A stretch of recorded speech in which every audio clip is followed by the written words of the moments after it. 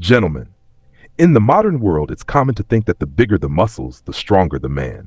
But is that really true? Let's dig into this today. I'll give you the example of the strong men of the past, the most outstanding representatives of the golden era of strength athletics, an era before injections and pills, when men trained without any chemical shortcuts. These athletes wouldn't shock anyone on social media today with their physiques, but their records remain unbroken to this day. And I believe they will stay that way for a long time to come. Why? Because they train differently, not like people train now in commercial gyms. Their goal wasn't just to pump up huge muscles that only demand more food and oxygen to function. The strongmen of the past, nearly all of them wrestlers, trained to increase the work capacity of their muscles, both in strength and endurance. They trained in two main ways, with their own body weight and with kettlebells. Barbells and machines didn't even exist yet, and with these simple tools, they achieved phenomenal results. Take Pyotr Krylov, known as the king of kettlebells, for example. He pressed a 32 kilograms kettlebell overhead 86 times in a strict military stance. That record is still unbeaten. He also performed the Iron Cross with more than 41 kilograms in each hand and held it.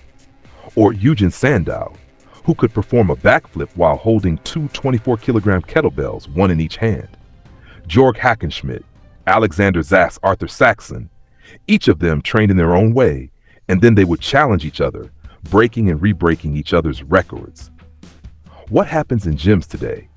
People work with barbells and machines, placing muscles in awkward positions, trying to make them tire as quickly as possible, get a pump, fill them with blood, and that's it.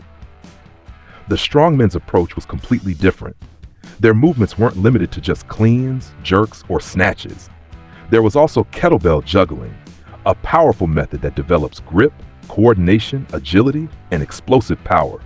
Professionals would throw the kettlebell forward, backward, over the shoulder, and even behind the back. And now I want to give you 5 exercises of the old-time strongmen. And I'm confident that 99.9% of modern gym goers, no matter how big or strong they look, won't be able to perform them. First exercise, the simplest in description, but far from simple in execution, the floor to overhead kettlebell lift. The kettlebell rests on your palm and is pressed strictly overhead.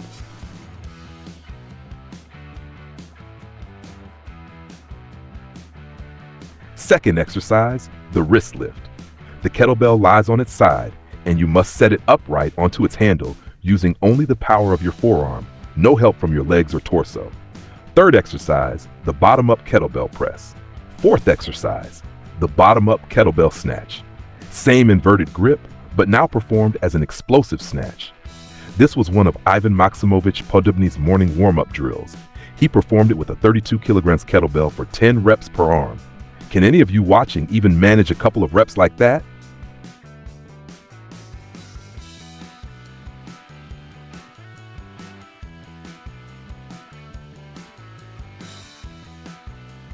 Fifth exercise, the Turkish get-up with the barbell.